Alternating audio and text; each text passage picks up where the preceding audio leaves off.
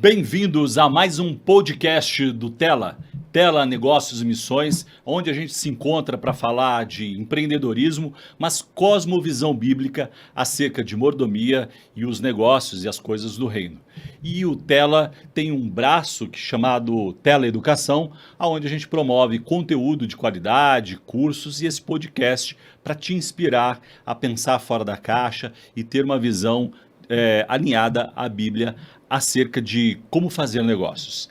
E hoje eu tenho o prazer e a alegria de receber aqui o fundador e líder do Dunamis Movement, Theo Hayashi. Bem-vindo, Theo. Obrigado, Eduardo. É um prazer estar aqui com vocês aqui do Tela. Acredito muito nisso, em negócios como missão. Então, muito obrigado por me convidar. Muito bom, seja muito bem-vindo. É uma coisa só, né, Theo? Pois é. Não dá para separar, né? É isso. Infelizmente, historicamente se separaram, né? Essa coisa da vida secular, da vida cristã, e isso, na verdade, não tem nada de Deus, pelo contrário, né? Deve ser certamente uma sugestão do inimigo para separar, para criar uma dicotomia, né? E nós somos íntegros, né? Deus nos criou íntegros, né? A gente fala sobre essa visão dualista, né? Que eu acho que hoje talvez seja para o evangélico, e assim, eu falo assim, vou falar do Brasil, mas também não é só recluso ao Brasil, mas o jovem evangélico hoje, com a mentalidade dualista entre sagrado e secular, na verdade eu acho que acaba limitando a expansão do reino na sociedade. Verdade, sem dúvida. Então tem muitos discursos que acabam surgindo onde, em nome do zelo de viver o sagrado tão bem e deixar o secular para não contaminar o sagrado, a gente acaba reduzindo o nosso impacto de ser sal da terra e luz do mundo. E quando a gente pensa em negócios, hoje, né, se fala muito aí, fora do Brasil, inclusive, com a questão de marketplace, né? Sim. A mesa de negociação também é um campo missionário. Com certeza. Né? Então, a gente do Tela gosta de reforçar, né, e levar esse entendimento. Vamos começar do começo aqui. Eu preparei uma surpresa para você. Eu tô vendo aqui. Que legal. A gente sempre destaca também a importância, né, Theo, de ter mentores. Sim. Né? E aqui você tem uma história muito legal com o fundador da Jocum. Como é que foi isso? Como é que surgiu como é que foi o seu início, né? Sim, na verdade assim, eu tive uma conexão com a Jocum um tanto sobrenatural, eu diria. Porque o Senhor me resgatou eu sou nascido e criado na igreja, filho de pastor, neto de pastor, então aquele povo que já cresce dentro da igreja, às vezes não sabe o que tem até você perder, né? Você só valoriza a riqueza que é você ter a vida na igreja, na comunidade, quando perde. E quando eu me mudei aos Estados Unidos para fazer faculdade de psicologia, eu tava lá 17 para 18 anos, eu saí cedo. Então, independente, morando em uma república, longe de casa. Adolescente. Praticamente. Você sabe que a neurociência diz que a adolescência vai até os 22, 25, né? Mas é a fase da descoberta, né? Eu me comportava como adolescente, isso é com certeza. E eu sei que, assim, os meus colegas de faculdade se tornaram minha família, né? E eu comecei a rapidamente descobrir que não é porque a pessoa se dizia ser cristã que ela realmente vivia com Cristo. Verdade. Então, minha mãe me encorajou a escolher a universidade cristã. Eu tinha opções em algumas universidades. E ela falou, eu acho que você tem que optar por essa que é cristã, que eu vou ficar mais tranquila. Então, eu fui para uma universidade com tradição evangélica, mas fui descobrindo que o pessoal lá não era muito evangélico. Era só o rótulo da faculdade, talvez. E daqui a pouco eu tô lá, vivendo os anos de universidade como um universitário que não conhece Jesus, junto com esses meus amigos que se tornaram uma família. E eu digo tudo isso porque foram 2 anos longe, eu diria, com uma frieza espiritual, tentando correr atrás daquilo que eu achava que era o melhor para mim. Não era um bom estudante, mas acho que essa era o menor dos problemas. Sim, a minha questão realmente era a minha distância com o Senhor, espiritualmente falando.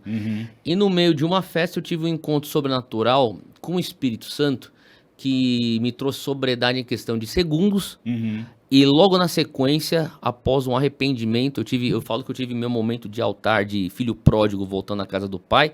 no meio de uma balada, numa boate lá em Tampa, Uau. na Flórida, muito louco, e de repente sóbrio, chorando, tive um encontro com o Senhor, voltei a Jesus, me arrependi, e assim que eu pisei o pé pra fora daquela balada, Já sóbrio, então quer dizer, já sóbrio, você estava embriagado e totalmente saiu, convicto, foi um... convicto do meu pecado, Uau. saí de lá falando, agora mudou, vai ser a última vez que eu piso num ambiente assim. Uhum, uhum. Eu pisei o pé pra fora e escutei uma voz no meu peito falando YWAM, que é Jocum em inglês. Uhum, Até então eu não sabia o que era Jocum. uhum. Então, longa história curta, eu fui pro Google naquela noite, pesquisei o que eu tinha escutado, li, entendi o que era, fiz a minha inscrição online, Na hora? na hora, na mesma Uau, noite. impacto Assim, 4 horas sobrenatural mesmo, hein? antes de falar eu quero ser um missionário, Uhum, eu tava perdido na noite. sim.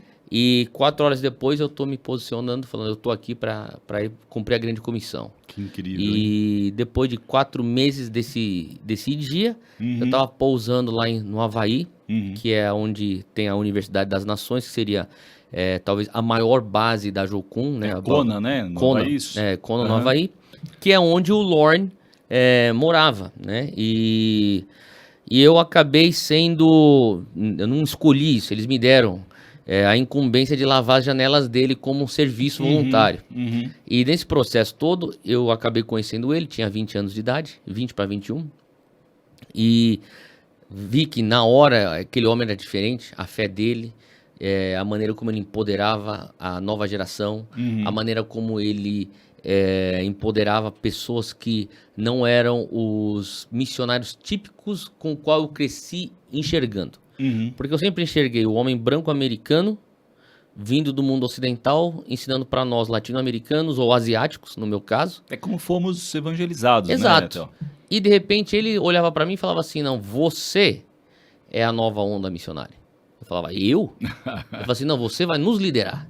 Então, quer dizer, foi a primeira vez que eu me Um senti choque, assim, né? Você... empoderado. Eu tô falando aqui de 330 volts ali. início do ano 2000, isso aí não era Aham, uma aham. conversa assim muito difundida. Sim. Então, quer dizer, ele sempre me encorajou tanto. Mais tarde, eu acabei saindo de Jocum, né? Uhum. Tendo experiência com a igreja local.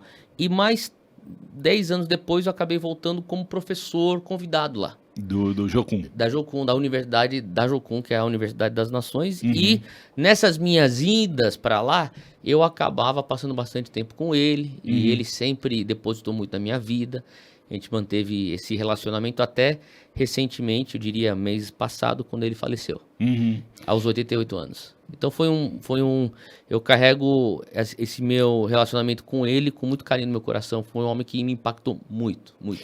E eu entendi que te deu o poder da visão, né? Sim. Porque a partir daquela experiência você conseguiu enxergar aquilo que talvez Deus estaria já... Ele era um homem de muita visão, né? Ele, na verdade, a minha última conversa com ele, que foi no início, no inverno desse ano, ele falava assim pra mim, eu já tenho uma visão para os próximos 200 anos da universidade que eu comecei. Uau! Não é comum então, isso, não, né? de maneira alguma. Então ele falava, ele tinha já uma pilha assim do lado dele com câncer, já nos seus finalmente, na cama, sob cuidado dos enfermeiros. E mesmo assim ele mal falava assim, isso aqui já tá tudo, eu já preparei para quando eu for. Pensado, planejado, o pessoal orado possivelmente. Vai continuar, com certeza. Assim, o pessoal vai continuar executando esse plano. Então, ele era uma pessoa que me encorajava muito a não ficar pensando tanto na questão, o fim do mundo. Só o fim do mundo vai vir. Sim, isso é né? Tá dado, né? A gente já tá cada vez... Hoje a gente tá mais perto do fim do mundo que ontem. Sem dúvida. Então eu falo assim, e os últimos dias são os últimos dias desde o Pentecostes em Atos 2. Sim, verdade. Então ele falava assim, por que eu vou me preocupar tanto com o tempo e o dia, a hora que Jesus vai voltar, sendo que o próprio Jesus não sabia. Ele falava, Sim, eu nem sei, o Pai é que sabe. Mas Sim. o que eu tenho que me preocupar é com aquilo que Jesus já deixou explícito, e de fazer discípulo de todas as nações, a grande comissão. Então isso era uma coisa que ardia muito no coração do Lorne, e de alguma maneira eu acho que me tocou, e até hoje eu tento viver assim. E uma visão a longo prazo também, né? Muito. Então, quando a gente mistura um pouco desses temas que você está colocando aqui ao empreendedorismo, né? Importante é que quem está pensando em empreender, né, tenha uma visão a longo prazo e estabeleça planos e ore e submeta isso ao Senhor. Mas o brasileiro não é bem assim, né? O Imediatista, né? Ele é imediatista, né? E como trabalhar essa questão do imediatismo? Porque imagino que para você foi um choque ali, o cara falar que tem 200 anos orado, né? E você ali naquela vibe, naquela... com certeza. Não é normal, acho que é assim, independente se é brasileiro ou não, uma visão dessa aí choca. Porque o ser humano não tende a ter a facilidade de pensar a longo prazo. Então, pensar a longo prazo, para mim, é um exercício que eu tento fazer. Então, é uma coisa que eu tive que me forçar a fazer, pensar a longo prazo. O meu pai espiritual é o Dr. Kingsley Fletcher, lá na Carolina do Norte. Eu servi debaixo dele como pastor de jovens da igreja dele. E até hoje ele é, assim, como o meu pastor. E ele falava assim pra mim, ele via que eu cheguei na mão dele lá com 23 anos de idade, 24 anos de idade. E eu era muito ansioso, ainda sou ansioso, mas... Saindo da adolescência. Eu saí de Jocum e fui pra lá. E eu cheguei lá querendo fazer isso, querendo fazer aquilo, e aquele menino que não parava de ficar enchendo, deixa eu fazer isso, deixa eu fazer aquilo. E ele falava, não, vai jejuar, vai orar um pouco, vai resolver algumas questões tuas aí. E eu falava, não tenho tempo pra isso, você tem muito tempo, então vai... E ele falava assim... E aí, foi um outro choque pra você, possivelmente, né? Mudança de cultura, mentalidade, Muito. E ele dizia assim, de 0 a 30... é momento de você investir. É investimento. Então, você não trabalha por dinheiro, você trabalha por experiência. Você corre atrás de mentores, você se sacrifica por ensinamentos. Verdade. 0 a 30. Depois ele dizia de 30 a 70, 40 anos para você mostrar para o mundo por que você veio. E de 70 até você bater as botas é um momento de sucessão. Boa. Passagem de bastão. Então, assim, é uma formulazinha bem básica que até hoje eu levo pra minha vida. Tanto é que quando virou 30 anos de idade, assim, eu já falei, pô, tem que fazer alguma coisa. Eu comecei o Dunamis já com finalzinho dos meus 20, né? Eu falo para as pessoas, eu não tinha noção do que eu tava fazendo. Até hoje eu não tenho. Então... Que bom, né? Mas a gente vai na fé. Porque os planos de Deus são maiores do que os nossos, né? Então, dentro dessa dinâmica, o plano dele sempre vai ser maior do que o nosso. A gente não vai enxergar, talvez, completamente, né? E é uma tensão de você conseguir ter uma visão larga escala, que a maioria das vezes não é exatamente como você vai cumprir, mas o próprio exercício de pensar a longo prazo já te ajuda a ser estratégico. E você também ser urgente com agora. Então, eu acho que na fidelidade que a gente exerce sendo obediente com hoje, você olha para trás e começa a falar, pô, até que alguma coisinha tá acontecendo aqui. Vamos continuar desse jeito que a longo prazo, quem sabe, se eu não cumpro tudo que eu acho que Deus tem para mim, pelo menos estou fazendo o meu melhor, acho que alguma coisa eu vou conseguir fazer de impacto no mundo e de discipular das nações. Perfeito. Tem um versículo bíblico que eu gosto bastante em Provérbios que diz que a gente deve planejar, né? Estabelecer os planos ali. Então, uma outra, misturando aqui, né, para ouvir a sua opinião, uma outra coisa que é recorrente em algumas mentorias que eu tenho oportunidade com empresários é a dificuldade que eles colocam como sendo brasileiros. Como planejar? Eles me dizem o seguinte, Edu, o Brasil é super complexo, insegurança jurídica, eu tenho dificuldade de planejar e aí eu entro num loop de ansiedade, de tomar decisões. Então, a pergunta deles, na verdade, né, que eu repasso para você aqui, é como combinar essa questão de visão de longo prazo e tomada de decisão e sala de oração, né, como é que isso tudo se junta? Porque assim, eu entendo, realmente o Brasil não é para que a gente brinca, né? Mas é uma brincadeira com fundo de verdade, que o Brasil não é para amadores, né? É para crente de verdade, né? Crente superficial também se dá mal, né? Não, porque, cara, tem certas coisas que só acontecem no Brasil, né? E com o Botafogo. Mas a coisa interessante de tudo isso é que eu tive que achar num lugar no meu coração justamente um modus operandi para não ficar ansioso. Porque eu sou uma pessoa que eu quero ver as coisas para agora. Eu sou imediatista, por natureza. Então eu me treino a não ser imediatista, eu me policio para não ser. E uma das coisas que eu adotei como uma regra para mim é que eu tenho que ser paciente no macro e eu tenho que ser urgente no micro. Interessante. E então para mim assim, eu entendo que tem no macro existem N fatores que vão entrar. Como é que nós vamos construir uma universidade? Como que nós vamos construir as empresas que Deus tem posto para nós construirmos? Como que os meus filhos serão daqui 20 anos? Eu tenho 4 filhos, e tudo abaixo de 7 anos de idade. Como estará a minha saúde daqui 40 anos? Entendeu? Então, quer dizer, eu não sei. Agora, o que eu posso fazer hoje? Esse é o meu micro. Eu posso responder aquele e-mail, responde rápido. Eu posso zerar as mensagens no meu WhatsApp, zera rápido. Eu posso fazer meu treino. Acorda cedo e vai pro treino. Eu posso comer direito. Eu posso passar tempo de qualidade em oração e devocional com os meus filhos hoje. Então, são coisas que eu posso fazer hoje. A minha leitura, o meu estudo, a minha preparação, o meu discipulado. Eu não sei o quantos líderes eu vou precisar no dia de amanhã. Só que eu tenho discipulado amanhã, de manhã às 8 horas, com 20 discípulos meus. Então eu quero levar para eles alguma coisa que vai impactar eles. Porque quem sabe daqueles 20, talvez 6 fiquem comigo a longo prazo. Outros talvez vão cumprir o propósito de Deus em outros lugares, mas eles vão poder dizer, no momento que eu fiquei com o Theo, eu fui impactado. Também, né? Então, eu posso fazer alguma coisa com micro. E o que eu vejo? O oposto. Nós somos extremamente pacientes no micro e extremamente ansiosos no macro. Essa é uma boa chave aí para quem está nos ouvindo, né? Fazer uma autoanálise de repente, né? Para mim foi uma fórmula um pouco didática para eu também. Eu comecei a falar comigo mesmo. Conseguir fazer essa leitura, né, de como você funciona, né? Porque o que estava causando ansiedade para mim eram coisas que assim, eu não tinha controle. Sim, né? A ansiedade é a antecipação do futuro, né? Exato. Né? É diferente de planos. Então, tem uma coisa que também funciona muito bem com a ansiedade, que chama-se jejum, né? Quando a gente jejua, né, a carne e os sentimentos, eles também se enfraquecem. Né? O espírito ressalta. Realmente, jejum faz muito bem. Sem dúvida nenhuma. O Theo, numa das entrevistas que eu vi sua, acho que foi do Douglas Gonçalves, do Jesus Copy, sim, ele comentou o seu dom de conectar, né?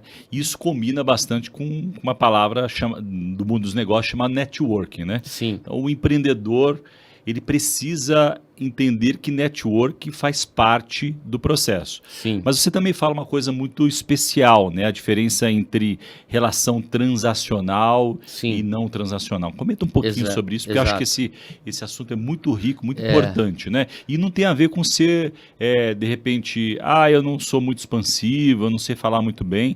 É um posicionamento que você tem que ter, né? Na verdade, eu comecei a entender É que eu não tinha vocabulário na época, eu tinha 19 anos de idade. Eu comecei a entender esse negócio do networking através de ele não é meu irmão de sangue, mas eu chamo ele de meu irmão mais velho.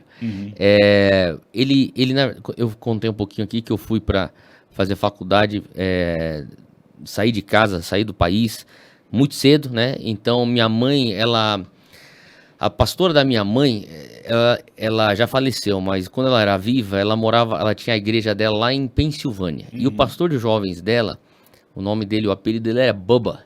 E o Bubba é esse meu irmão mais velho. Até hoje que nem meu irmão mais velho. Foi meu padrinho de casamento. A gente é muito próximo. Ele me conhece desde os meus 12 anos de idade.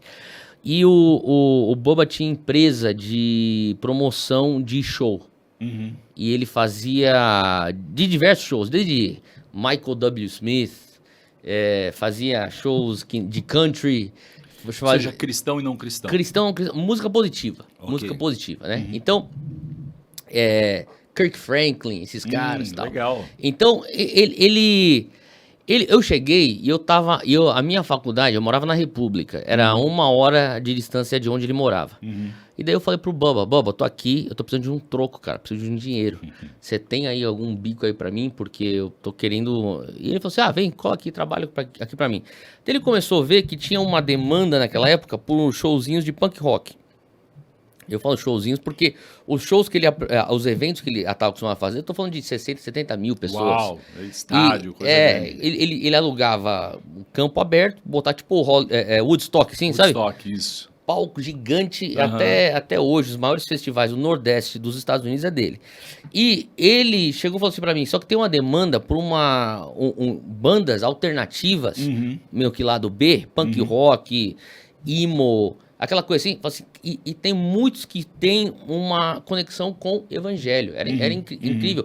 Era muito moleque que cresceu tocando em igreja, forma sua bandazinha, banda de garagem e underground. E ele falou assim, eu queria que você cuidasse dessa parte aqui pra mim. Então eu comecei a promover show com 19 anos. Eu ia promover, pra galera que vai escutar, nem sei se vai reconhecer os nomes, mas MXPX, era a galera de punk rock. Pra quem anda na cidade, sim, mas os jovens talvez não, mas foi dá um os caras Google aí, né? que inspiraram CPM 22, essa galera toda aqui do Brasil. Enfim, mas eu tô falando lá naquela época tinha coisa de 200 pessoas no porão de uma igreja metodista que tava largada lá. Eu ia lá, falava, ó, posso alugar aqui, e trazia a empresa de som, trazia a banda, fazia a promoção, margem de lucro muito pequena, mas era aquela coisinha constante que entrava na empresa dele. E eu lembro que uma vez eu tava frustrado, e eu falava assim, Boba, o que eu tenho que fazer? O que eu tenho que aprender? Porque eu tava vendo que não tava dando os resultados que eu queria. Era aquele início de empreender. Você tá começando a trabalhar, você tá aprendendo muita coisa. Tentando encontrar o nicho, o Exato. caminho, entender a conta, né? E daí ele chegou e falou assim pra mim, e soa melhor no inglês do que no português, mas ele falava assim, it's not what you know, it's who you know. Não é o que você sabe, é quem você conhece. Interessante. E daí ele falou assim, ó, todo show que você for, showzinho assim de banda, começa a conectar com todo mundo que você consegue ver. A menina que fica vendendo camiseta, fica vendendo bottom, sticker da banda, conecta com o cara. Conecta com o cara do PA, conecta com o manager da banda, conecta com o guitarrista, o cara que é o Rhodes do cara. E eu fui conectando, entendeu? Eu falei assim, daí você vai construir um capital social. Depois você construir o capital social, você monta em cima do capital. E foi, na hora, foi assim, tipo uma coisa assim que, tão revolucionária, hoje é uma coisa tão básica. Sim, mas pra mim, com 19 anos de idade, eu falava, meu Deus do céu. Mas pode ser que para muitos que estão assistindo a gente com 19, 20, 22, seja algo novo também, totalmente, ou um pouco distante, né? Algum momento você vai ter que começar. Sim, então verdade. eu comecei, naquela época, eu falei assim, eu pus na minha cabeça com 19 anos de idade, eu quero conhecer muita gente. E eu quero conhecer muita gente que vai gerar riqueza no meu capital social. E com isso, não que hoje eu tenha muita riqueza no meu capital social, mas eu fui aprendendo, depois alguém me deu me recomendou um livro, que para mim é o melhor livro de network, que é de um homem chamado Keith Ferrazzi, que era CMO da Deloitte. E ele, na época, era BlackBerry. Não sei se você lembra daquela época do BlackBerry. Tinha um BlackBerry. Nossa, era uma febre, né? Ele tinha um teste que ele pegava o BlackBerry dele, ele tinha mais de 3 mil contatos. E ele fazia o teste do BlackBerry, que ele chamava. Ele dava o BlackBerry na mão de qualquer pessoa e falava assim, acha uma pessoa aí. Qualquer contato. E fala o nome, eu vou te falar alguma coisa da vida dela. A história da vida da pum, pessoa. O cara pegava o nome e falava assim, pô, ele é casado com a fulana. Eles têm um cachorro, pastor alemão, e eles moram lá em Dallas, no Texas. Sim. Então esse era o Keith Ferrazzi. Era o mindset ali. É o mindset dele. Ele tinha um livro escrito Never Eat Alone, Nunca Coma Sozinho. E eu li aquele livro, cara, e ele trazia passos práticos, eu comecei a pôr naquilo. Mas daí você entra na questão do relacionamento transacional. Né? Porque no mundo de business, tem muito disso. Sim. E é natural que os networking venham ser um meio para um fim. E daí eu comecei a entender que no mundo ministerial, e o modo de Jesus impactar vidas, o relacionamento era o fim. E a partir do relacionamento, o discipulado acontecia. O impacto, a mudança, o evangelho entrava no coração e transformava a pessoa. Então, eu comecei a entender que, assim, de uma maneira mais, eu diria, balanceada, eu falo, o network que gera resultado a longo prazo é o network que agrega valor. Aonde É o meio termo aí, né? Onde meu relacionamento com você vai agregar valor. E se tem valor envolvido, eu posso sacar dessa conta de valor que eu estou depositando, como você também.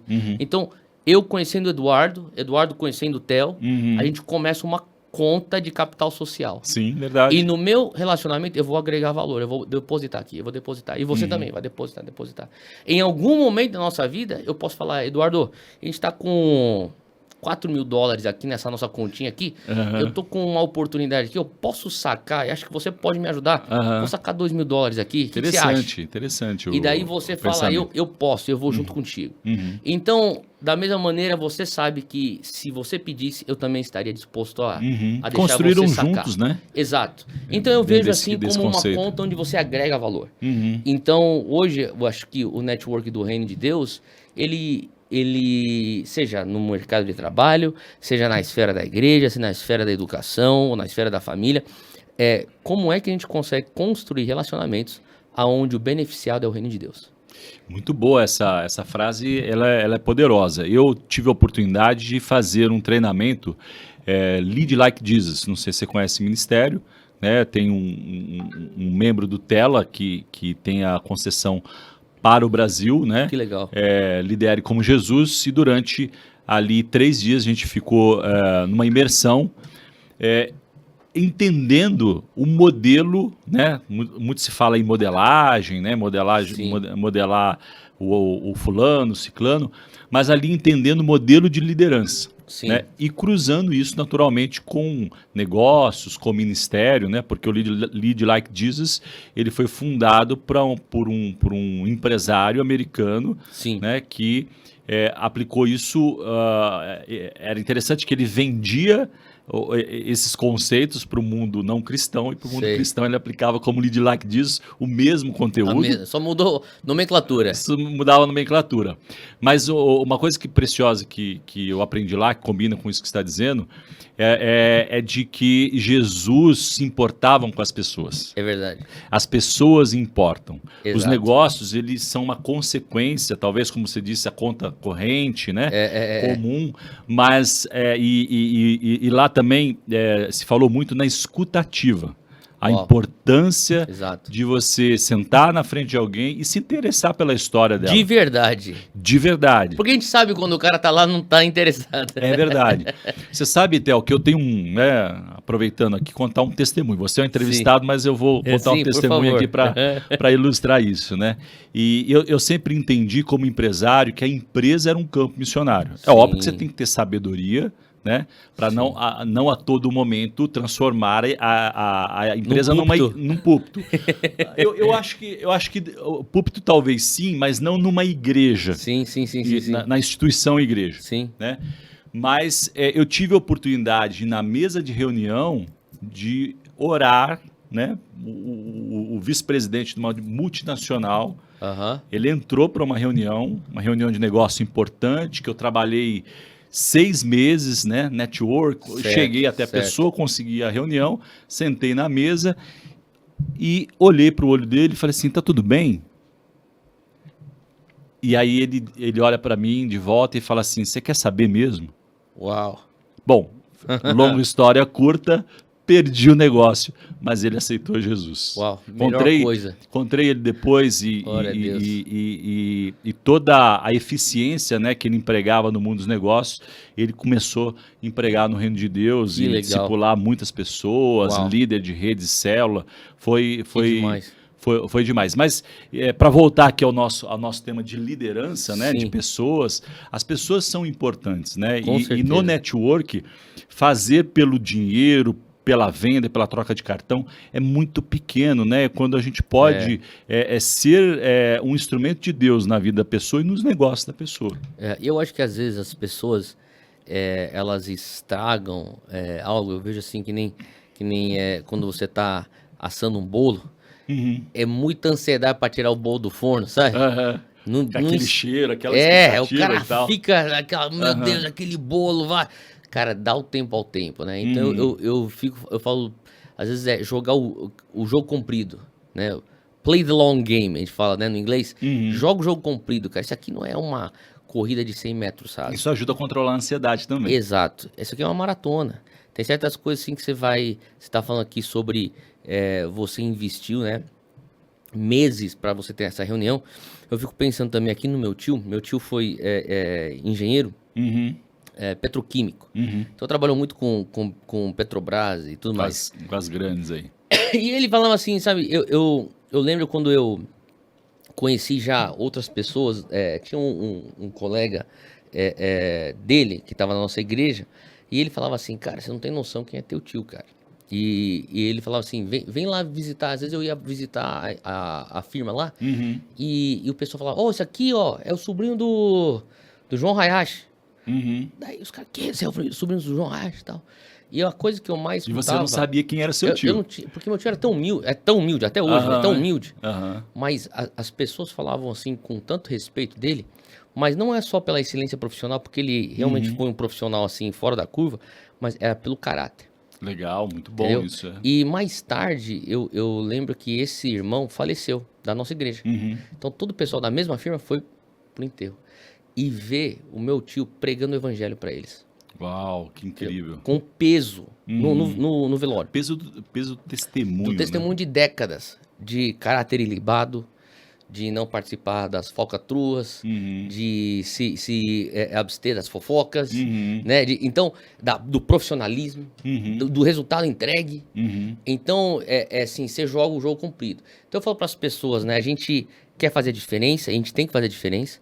E uma das coisas que eu falo, assim, é entender se o teu palanque, eu falo palanque, mas pode ser tua plataforma, teu púlpito, ele é a plataforma para a expressão explícita ou implícita. Porque tem gente que está no mercado de trabalho que é implícito. É a longo prazo. Certo. É aquela coisa que você vai investir a longo prazo para brilhar a luz de Cristo lá dentro. Isso combina com fé, né? Exato. E tem outros que é explícito. Tipo, meu irmão, eu tenho que trazer a mensagem agora. Então, para cada ambiente, né, essa abordagem específica. Mas isso está falando sobre a liderança. O network também, ele é construir relacionamento. E às vezes você vem já com o evangelho, outras vezes tipo, anda comigo. E deixa o meu andar falar, que nem Paulo fala, né?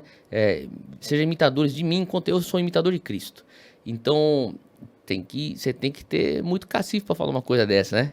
É verdade. E uma coisa também que o curso ensinou bastante ali, né, a partir das passagens dos evangelhos, é o modelo de servir, né? Quando você serve, sim, você ganha o coração da pessoa, né? Servir eu diria que eu falo para as pessoas, né? Eu aprendi desse jeito do meu pastor. Ele falava assim, e meu pastor, ele tinha uns contatos de homens de Deus que eu li os livros desses caras, daqui a pouco os caras estão pregando na nossa igreja. Miles Monroe, T.D. Jakes, esses caras eram... O Miles Monroe era o melhor amigo do meu pastor. Legal. E... Gosto muito dele. Já ouvi muitas pregações. E ele falava assim, eu falava assim, cara, eu quero receber desses caras, né? E o meu pastor falava assim, só que eu tenho que te dar uma desculpa para entrar na sala. Daí ele falava assim, você sabe servir café?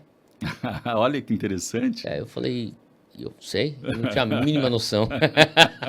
Acho que sei, né? Eu pensava, até o final de semana eu tenho que aprender a fazer café. Se eu não sei, eu vou aprender. Boa. Eu tenho que me tornar um barista, né? Eu tenho que me tornar um barista. Boa. Enfim, a maneira... Ele falou assim, você sabe dirigir carro? Eu falei, sei, dirijo bem. Então você vai pegar o Dr. Miles no aeroporto? Então, quer dizer, eu era o cara que estava dirigindo para esses homens de Deus, essas mulheres de Deus. Servindo, né? Servindo. Era motorista, servia café. Só que ele falava assim para mim, porque você serve, eu consigo te pôr no ambiente onde você recebe. Olha que interessante isso. Então, o serviço se tornou a ponte para eu conseguir receber no ambiente, porque eu, sem serviço, não teria, então, a desculpa, entre aspas, para estar no ambiente para receber. Então eu falo para as pessoas, quando a pessoa tem um coração de servo, né, você acaba recebendo mais do que você dá. É verdade. Sempre. É verdade. Questão de inteligência, na verdade. É modelar Jesus, né? Exato. Vou pedir para o Mr. H pôr na tela aí uma frase que peguei aí do Instagram, atribuída a você. Um líder imperfeito, mas acessível, vai muito mais longe que um líder perfeito e indisponível. E o tema aqui é liderança, né? Sim. Então você fundou e é o líder do Dunamis Movement, que tem várias ações, né? Sim. Então, depois se você quiser contar um pouquinho, né? A gente vai falar mais para frente sobre o novo business, que é a faculdade, mas voltando ao tema de liderança, né? Hoje o Dunamis já é gigante, né? Eu posso dizer isso com alguma propriedade, meus filhos são adolescentes, né? Que legal. One Lovers. Ah, que né? da hora. Muito, muito poderoso ver testemunho, né? Nas orando escolas. nas escolas, eles contabilizando quantos já aceitaram Jesus, Que demais. quantos já foram batizados no Espírito Santo, Uau. e envolvido com isso, né? Que legal. E eu fico pensando, rapaz, na minha adolescência, me converti numa igreja tradicional, super Sim. tradicional, né? Aham. Que, tipo, você tem que fazer faculdade, ter chamado para depois pegar no arado. né? E ali eles com amor, com uma Aham. disposição em servir, né? Sim, Bom, sim. enfim, voltando aqui, né? Aham. Momento Pai Coruja, né? Encerra o momento Pai Coruja.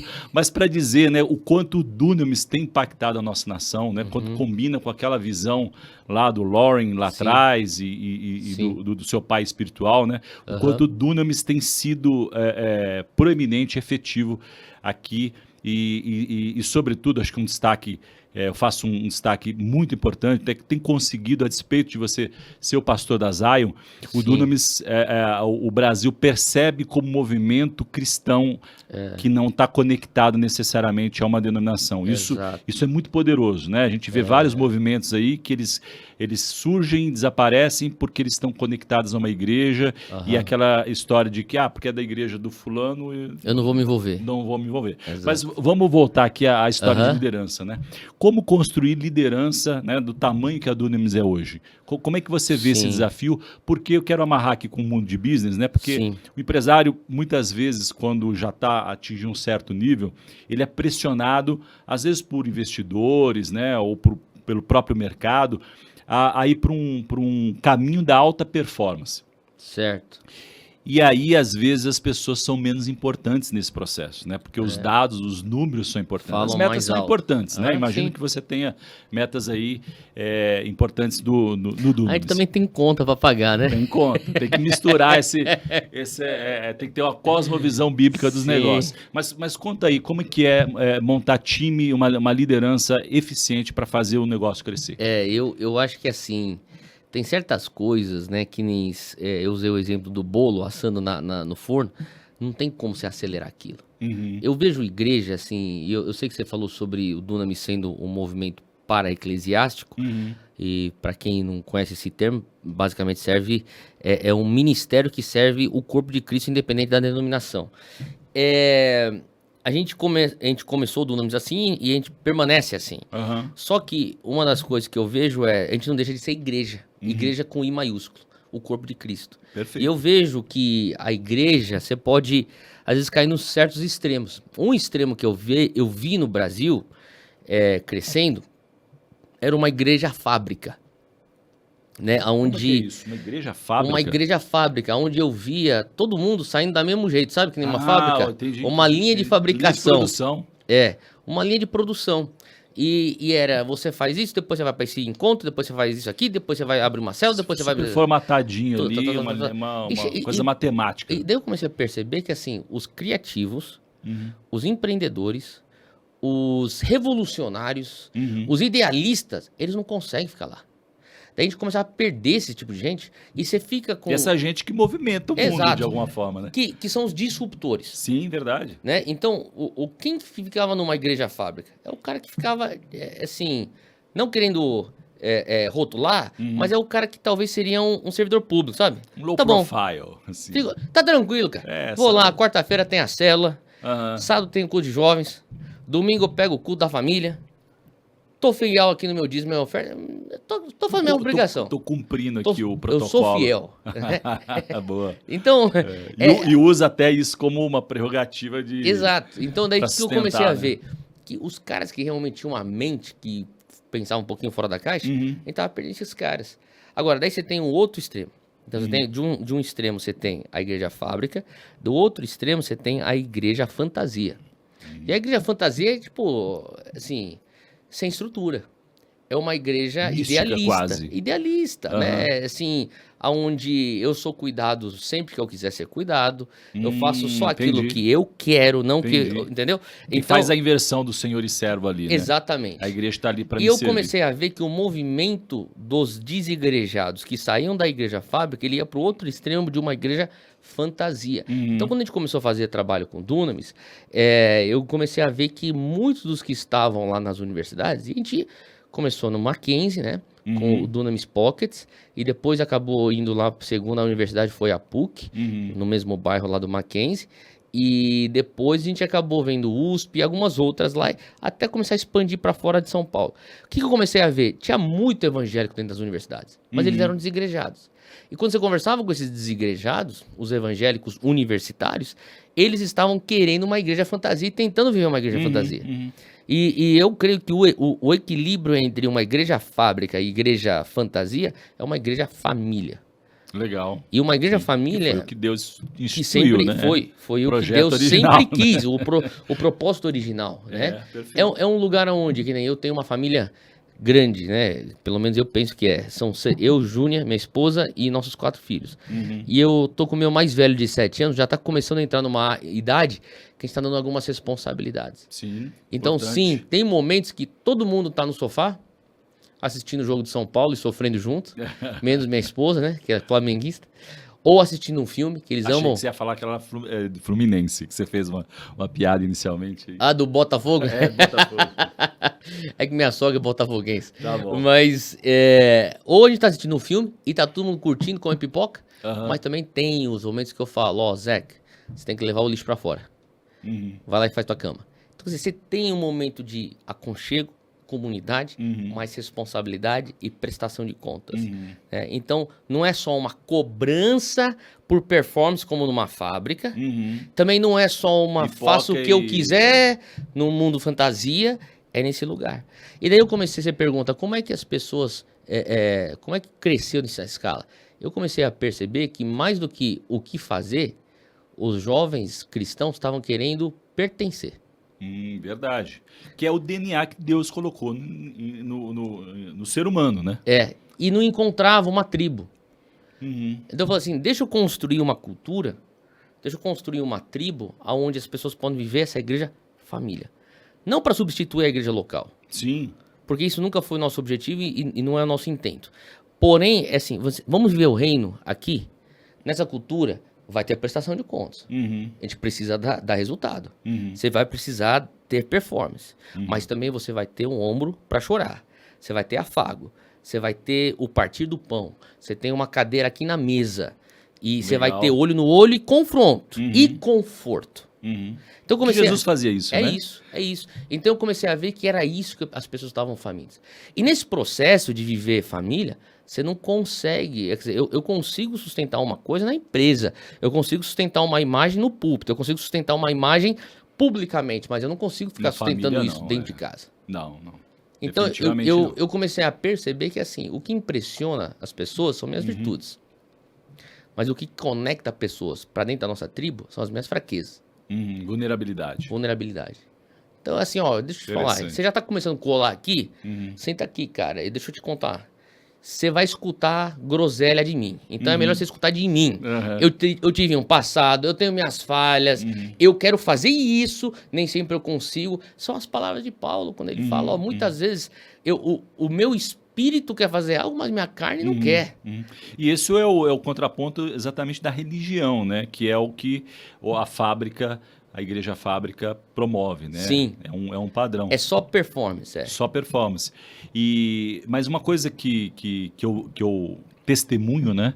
É a importância, né? E o Dunamis, eu tenho observado, tem feito esse grande papel de colocar os jovens posicionados como cristãos. E Sim. não como coitados que sofrem bullying. Não. Né?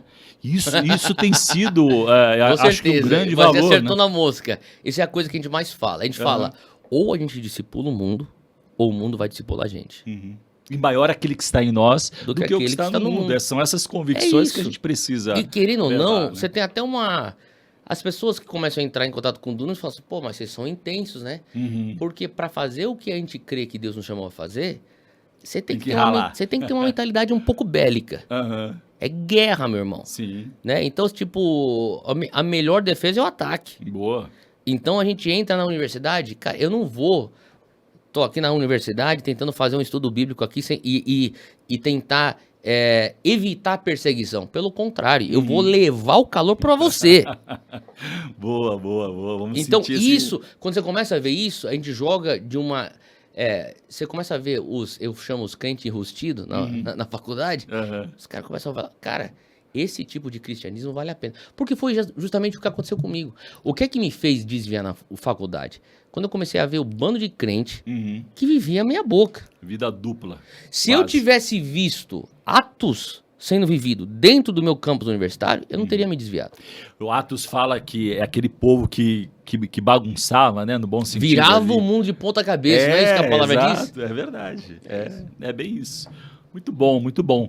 Me conta um pouquinho sobre, então, esse novo, vou chamar de negócios, né? Jesus falou... empreitada nova, né? Jesus falava que estava cuidando dos negócios do Pai, né? Verdade. Quando perguntaram para ele. Então, esse termo negócio, até porque trabalho o original é avodar, adoração, né? Sim. Então, como é que é esse novo negócio, esse novo empreendedorismo, né? Esse empreendimento que vocês estão desenvolvendo, que é a faculdade Dunamis, não é isso? Sim, é a faculdade, porque a gente não consegue ser universidade de cara. Ainda, né? Ainda.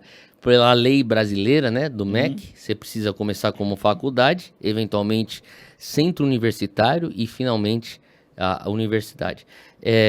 A gente começou o Dunamis começou para alcançar universitários. Nós sempre enxergávamos, e até hoje enxergamos, o campus universitário como nosso campo missionário. Sim. E então a gente formava, através do Pockets, líderes, que eram estudantes universitários, e eles lideravam outros universitários. A Jesus fazia o discipulado de estudo bíblico dentro da faculdade. Mas a gente começou a perceber, a gente faz isso desde 2009, a gente percebeu que assim, tem um certo limite, tem um teto lá. Então a gente está hoje em 400 universidades, mais de 400 universidades. Uau, Brasil. No Brasil e fora do Brasil. Já fora do Brasil. Fora do Brasil. A gente está em Brasil, mas deve rodar umas 13 ou 14 nações fora o Brasil. Uau, incrível. E... Isso quanto tempo, Theo? Desde 2009, então vai dar o quê? 14 anos? Mas 14 é bastante, anos. é um número expressivo. Hein? E então tem Portugal tem bastante representação nossa, Estados Unidos também tem. E muitos, é engraçado falar isso, né? Mas porque a gente tanto valoriza o mercado de trabalho como teu campo missionário, nós somos muito explícitos em dizer, não pare a faculdade para servir a Deus. Sirva a Deus com aquilo que você tem na tua mão, que é teu estudo. Boa, isso aí. E o cara, eu posso ficar aqui contando história após história de jovens que estavam prestes a largar a faculdade, porque queriam tanto servir a Deus e o zelo pela obra, mas quando entraram em contato com Dunamis, começaram a enxergar uma outra ótica, uma teologia de trabalho que não era algo que eles cresceram escutando, e falaram, eu vou terminar minha faculdade de engenharia. Muito boa. Vou terminar minha faculdade de ADM. E maioria dos nossos pockets fora do Brasil são já no nível de mestrado ou doutorado. Olha que por interessante. pessoas que fizeram na época do bacharel, no Brasil, pockets. E daí eles vão... Já tá na segunda geração. Já tá na segunda geração. Daí ele fala assim, cara, eu tô Interessante. com uma oportunidade de fazer aqui um mestrado em Direito lá na Universidade de Coimbra. Foi assim que começou lá. Daí a menina Interessante, foi lá e levou, mas eu quero levar o Pockets. A gente chegou até Pockets na Rússia. Uau. Por um cara que fez engenharia aqui no Brasil, vai fazer o mestrado dele lá. Então, assim, a gente começou a ver que, assim, tinha um teto nas universidades.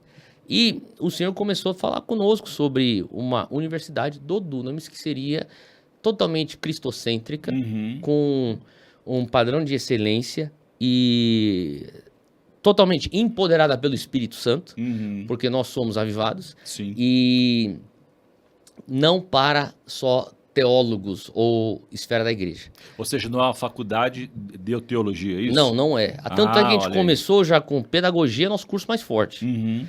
Pedagogia, ciências contábeis. Eu diria que primeiro é pedagogia, depois ciências contábeis, depois teologia.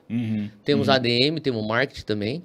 Tem Então, carreira de tecnologia. tem. Ótimo, que Então, hoje é a palavra da moda. Tem aí, gestão de nessas inovação, né? Então, quer dizer, e também pós, né? Então tem pós em liderança e tudo reconhecido pelo MEC, o que foi um parto, Imagina. diga-se de passagem. Imagina. Nós já estamos, Eduardo, Desafio, nesse como processo há 6 anos, enfrentando a burocracia brasileira. Mas, graças a Deus, a gente deu início, né, o pontapé inicial 1 mês atrás. Então, notícia fresquinha fresquíssima. Aqui. Você não está sabendo ainda. Acabou de sair do forno. Tem uma faculdade, tá? Hoje está apenas no ensino online, mas já temos uma fazenda a 2 horas sul de São Paulo, no Vale do Ribeira, bem entre São Paulo e Curitiba. Né, são 260 alqueires. Isso é um outro podcast também aqui. O Senhor nos deu isso como um milagre. Já fica o convite para voltar aqui. Né? Você gostou aí, compartilha, interage. A visão do que o Senhor nos deu era Dunamis Farm, a fazenda Dunamis, o lugar da Dunamis University. Que, a verdade, nós queríamos fazer uma faculdade internacional. Eu tive uma experiência que eu tive que ir para fora do Brasil estudar. Né? E quando eu cheguei lá, e para muitos era, isso aí é um privilégio. E realmente foi. Mas eu comecei a deparar lá fora que, cara, nós temos coisas incríveis aqui dentro.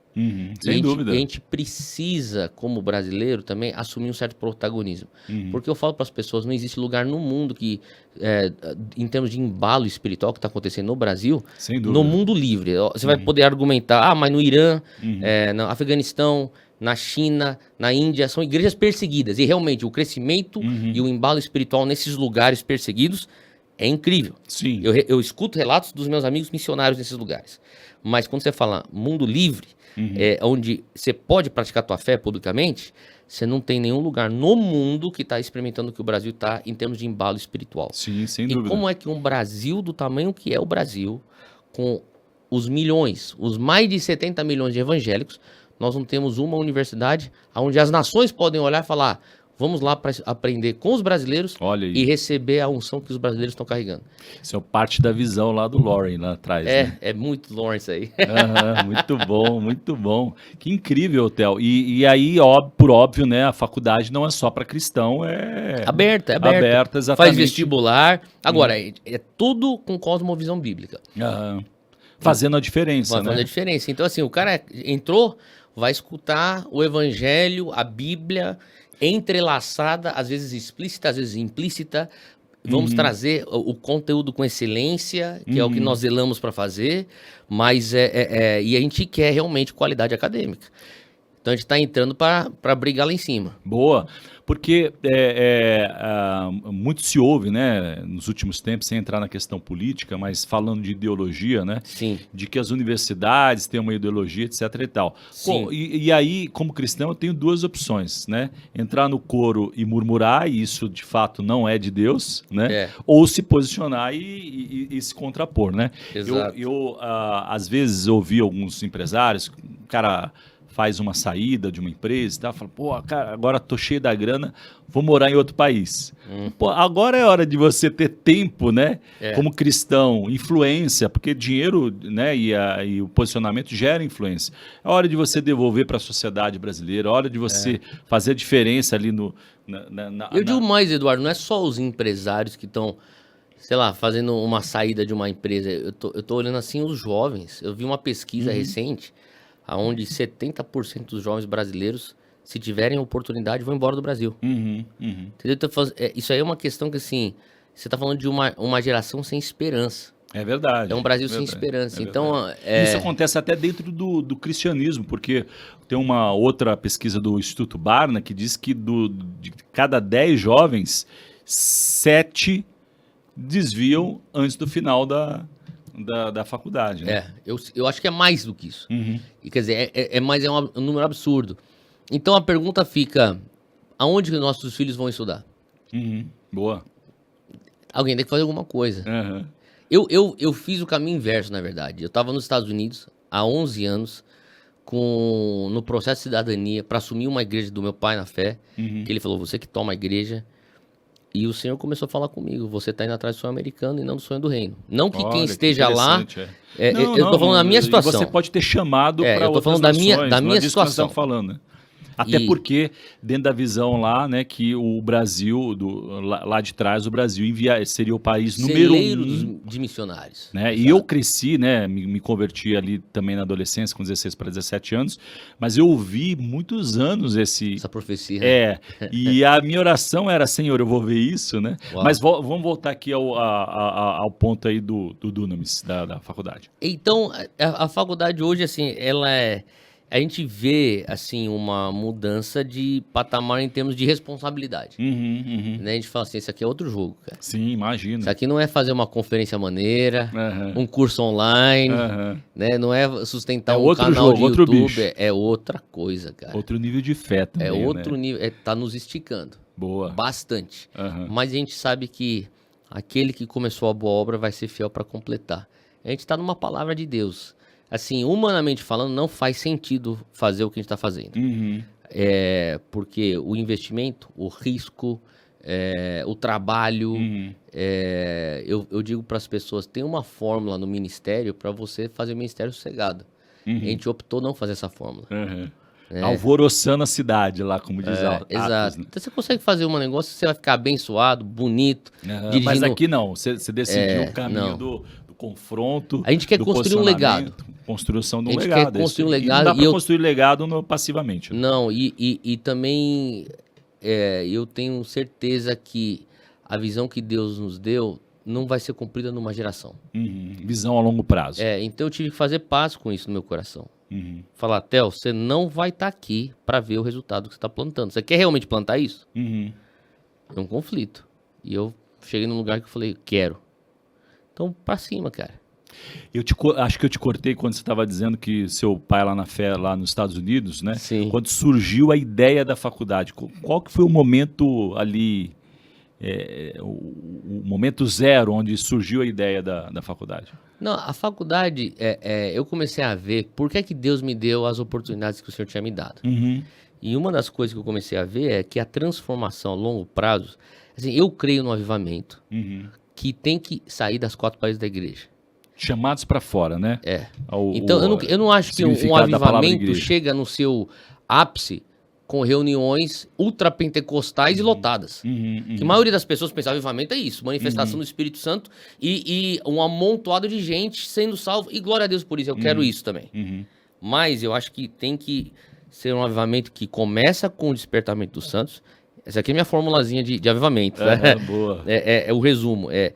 Começa com despertamento dos santos, culmina numa colheita de almas, salvação, missões, plantação de igrejas, mas tem que terminar numa transformação social, onde a sociedade parece o céu, e isso é o cumprimento da oração do Pai Nosso. Venha a nós o teu reino, seja feita a tua vontade, assim na terra como no céu. Não só assim na igreja como no céu. Assim na terra, né?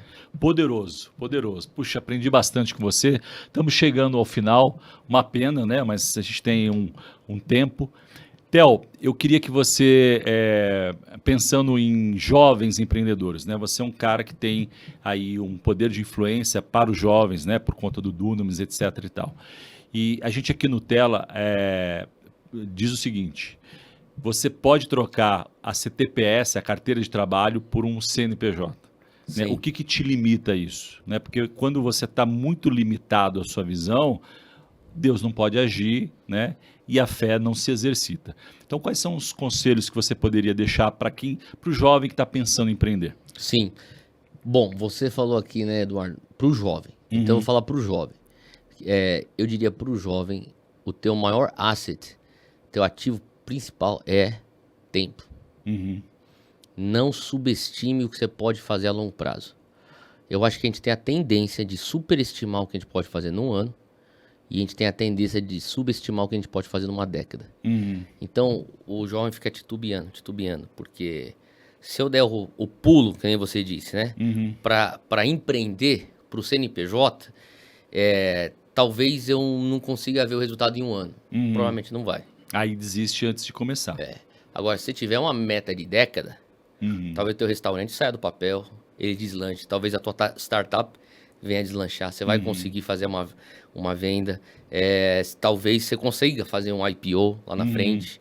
Eu não sei qual que é o teu negócio. Talvez é um pet shop, que a gente estava conversando com um jovem lá outro dia, que falou que eu quero entrar no mercado de pet, que é um mercado muito grande, né, hoje. É bem grande. E, enfim, eu não sei qual que é o mercado, mas assim, eu vejo que o jovem, ele já tem a dificuldade de pensar em década.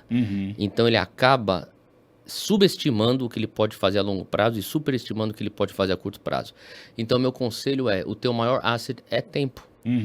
Você tem algo que Abílio Diniz, com seus 86 anos, se não me engano... Mais. Então você é mais rico do que Abílio Diniz desse ponto de vista. Exato, o cara tá cheio de dinheiro, mas não tem mais dias. Você tem dias, você tem tempo. Boa. Então enxergue o teu tempo como teu maior asset, faça alguma coisa com ele, dá o passo de fé. Você sempre vai ter tempo de, se alguma coisa acontecer, você faz recalculando a tua rota, mas não deixe pagar pra ver. Não chega no final da tua vida e fica, deveria, quem sabe. Não, eu acho assim, pro jovem, cara, não, viva sem arrependimento. Faz teu planejamento, não tô falando pra você viver de uma maneira desregrada. Sim, sem limite, aí mas faça teu planejamento, mas viva ousadamente, é isso. Muito bom. Então tá aí a receita para aqueles que gostam, né, de fórmulas de sucesso, etc e tal, né? Acho que método. O método Theo Hayashi, né, de conquistar o mundo, né? Lançar um método para coach aí, depois eu venho aqui para lançar meu curso. Boa, já deve ter bastante gente aí interessada, né? Mas fica aí, né? Brincadeiras à parte, né? Tem uma visão a longo prazo, sim, acho que é um pouco da sua história, né? É isso. Eduardo, muito obrigado pela sua oportunidade. Eu te agradeço. Tem uma última pergunta para você. Sim? Theo Hayashi, qual que é o seu sonho hoje? Meu sonho hoje? Uau! Eu sonho em viver esse avivamento que a gente está escutando que o Senhor vai derramar sobre o Brasil. Eu sonho ver o Brasil ser o celeiro de missões que nem você tinha falado. Eu sonho ver o reino de Deus nas esferas do Brasil. E eu sonho ver a igreja brasileira cada vez mais madura. Eu sei que a gente nunca vai estar perfeito até Jesus voltar. Sim, verdade. Mas até que ele volte, que a gente venha ocupar os espaços. E eu queria muito ver isso na minha geração, antes de eu morrer. Boa. Eu vou estar lutando, se não for na minha, vai na próxima. Se não for na próxima, eu vou lutar o suficiente para outra também. É isso aí. Mas eu sonho com isso. Muito bom. Vamos sonhar juntos também. Me incluo nesse sonho. Tela, negócios, missões. Porque lucro é muito mais do que dinheiro. É sobre negócio, é sobre impactar vidas e glorificar a Deus. Muito obrigado pela sua audiência. Esse podcast é editado por Media Power, uma produção do Tela Educação. Oferecimento eCrown Full Commerce e Service.